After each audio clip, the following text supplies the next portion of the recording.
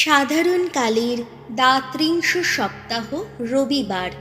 প্রথম পাঠ ধর্মবীর মাকাবিদের দ্বিতীয় গ্রন্থ, 7 অধ্যায়, পদ সংখ্যা 1 থেকে 2 এবং 9 থেকে 14। ইহুদিদের ওপর রাজা আন্তিওখাসের নির্যাতনের সময়ে একবার কোনো 7 জন ভাইকে ও তাদের মাকে গ্রেপ্তার করা হলো। কষাঘাত করে চাবুক মেরে রাজা ওই 7 ভাইকে নির্যাতন করে মোশির বিধানে নিষিদ্ধ শুয়োরের মাংস তাদের জোর করে খাওয়ানোর চেষ্টা করতে লাগলেন। সেই সময় তাদের একজন সকলের মুখপাত্র হয়ে বলে উঠল, এইভাবে আমাদের জেরা করে আপনি আমাদের কাছ থেকে কি জানতে চাইছেন? জেনে রাখুন, আমরা কিন্তু আমাদের পিতৃপুরুষদের নিয়ম নীতি লঙ্ঘন করার চেয়ে বরং মরতেই রাজি আছি। তখন তাদের দ্বিতীয় ভাই শেষ নিঃশ্বাস ত্যাগ করার সময় সে রাজাকে বলে উঠল, শোন শয়তান, তুই এখন আমাদের এই জীবনটা কেড়ে নিচ্ছিস বটে, কিন্তু যিনি বিশ্বরাজ, আমরা যখন তাঁর বিধিবিধান পালন করতে চাই বলেই এই মৃত্যু বরণ করছি, তখন তিনি একদিন নিশ্চয়ই আমাদের পুনরুত্থিত করবেন, আমাদের বাঁচিয়ে তুলবেন চিরকালের মতো। তার পালা শেষ হলে এবার তৃতীয় জনের ওপর উৎপীড়ন শুরু হলো।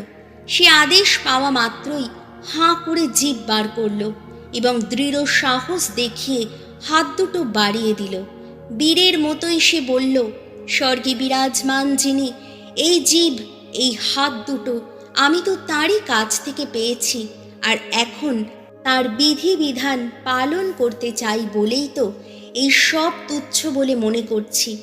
আমি তো আশা করি তাঁরই কাছ থেকে একদিন এসব আবার ফিরে পাব। এই কথা শুনে রাজা নিজে এবং সেখানে তার সঙ্গে ছিলেন যারা, তারা সবাই ওই যুবকের মনের জোর দেখে কেমন করে ওই যন্ত্রণা সে সম্পূর্ণ উপেক্ষা করছে তা দেখে স্তম্ভিত হয়ে গেলেন। সে যখন মারা গেল তখন একইভাবে চতুর্থ জনের ওপর নির্মম নির্যাতন চালানো হলো। তার মৃত্যুর সময় যখন এসে গেছে তখন সে বলে উঠল, ঈশ্বর যে আমাদের পুনরুত্থিত করবেন, তার দেওয়া এই আশা অন্তরে নিয়ে মানুষের হাতে মরে যাওয়াই বরং ভালো। জেনে রাখুন, আপনার বেলায় কিন্তু পুনরুত্থিত হয়ে মহাজীবন লাভ করা কখনোই সম্ভব হবে না। প্রভুর বাণী, শাম সঙ্গীত, ধুয়ো। প্রভু একদিন তৃপ্ত হব তোমারই দর্শনে। হে ভগবান, শোনো তুমি ন্যায়ের মিনতি, আমার এই ব্যাকুল চিৎকার মন দিয়ে শোনো একবার, আমার এই আবেদনে একবার কান দাও তুমি। ওগো, আমার ওষ্ঠাধরে নেই যে ছলনা, ধুয়ো। প্রভু, একদিন তৃপ্ত হব তোমারই দর্শনে, তোমার দেখানো পথে আমার পদক্ষেপ রেখেছি সুস্থির, স্খলিত হয়নি দেখো আমার চরণ। হে ঈশ্বর, সাড়া দেবে তুমি, তাই আমি ডাকি, কান পেতে শোনো, শোনো তুমি আমার মিনতি, ধুয়ো। প্রভু, একদিন তৃপ্ত হব তোমারই দর্শনে। ওগো, তোমার চোখের মনের মতো আমায় যত্নেই রাখো, তোমার পক্ষ পুটে আমায় লুকিয়ে রাখো, আর আমি ধর্মনিষ্ঠ জীবন যাপনে দেখব আমি তোমার শ্রীমুখ। নিদ্রা ভঙ্গে সদা তৃপ্ত হব তোমারই দর্শনে, ধুয়ো।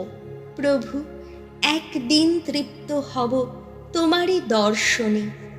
দ্বিতীয় পাঠ থেসালোনিকীয়দের কাছে প্রেরিত দূত পলের দ্বিতীয় পত্র, 2 অধ্যায়, পদ সংখ্যা 16 থেকে 3 অধ্যায়, পদ সংখ্যা 5। প্রিয়জনেরা, স্বয়ং প্রভু যীশু খ্রিস্ট এবং যিনি আমাদের ভালোবেসেছেন এবং অনুগ্রহ করে আমাদের দিয়েছেন অফুরন্ত উৎসাহ আর সুনিশ্চিত আশা, আমাদের সেই পিতা স্বয়ং ঈশ্বর যা কিছু ভালো তাই করার জন্যে বা বলার জন্যে তোমাদের অন্তরে দান করুন উৎসাহ, দান করুন শক্তি।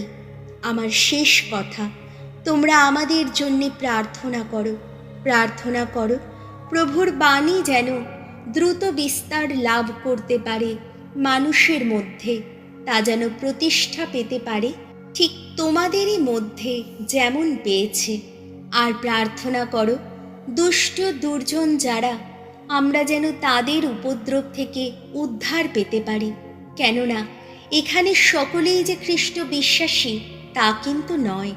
প্রভু কিন্তু পরম বিশ্বস্ত, তিনি নিশ্চয়ই তোমাদের শক্তি দেবেন, সেই মহা অসতের হাত থেকে রক্ষা করবেন। প্রভুরই জন্যে আমরা তোমাদের ওপর এই আস্থা রাখি যে তোমরা আমাদের আদেশ মতোই সব কিছু করে চলেছ এবং করেও চলবে। প্রভু তোমাদের মন প্রাণ ভগবত ভক্তি ও খ্রিস্টীয় নিষ্ঠার পথে চালিত করুন। প্রভুর বাণী, বাণী বন্দনা। জয় জয় প্রভুর জয়।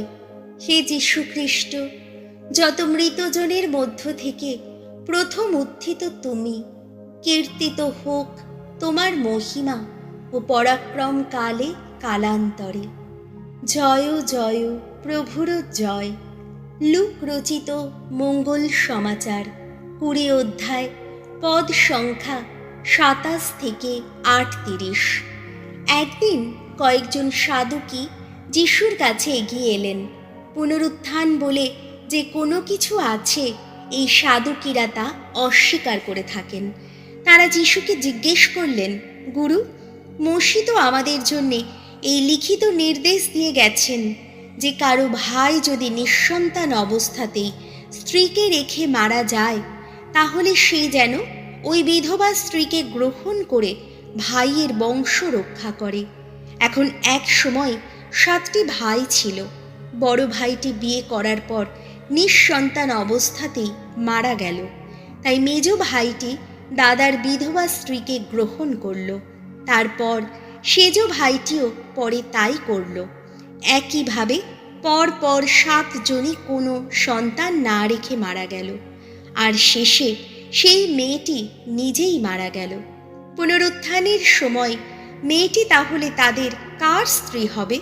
তারা তো 7 জনই ওকে বিয়ে করেছিল।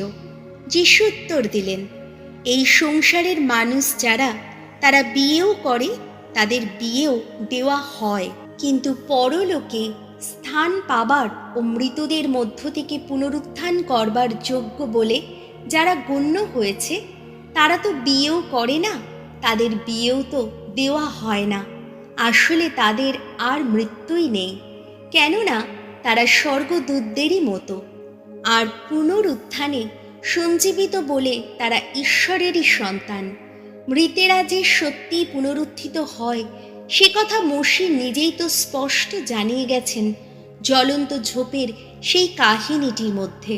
তিনি তো সেখানে প্রভুকে আব্রাহামের ঈশ্বর, ইসাহাকের ঈশ্বর ও যাকবের ঈশ্বর বলেই ডেকেছেন।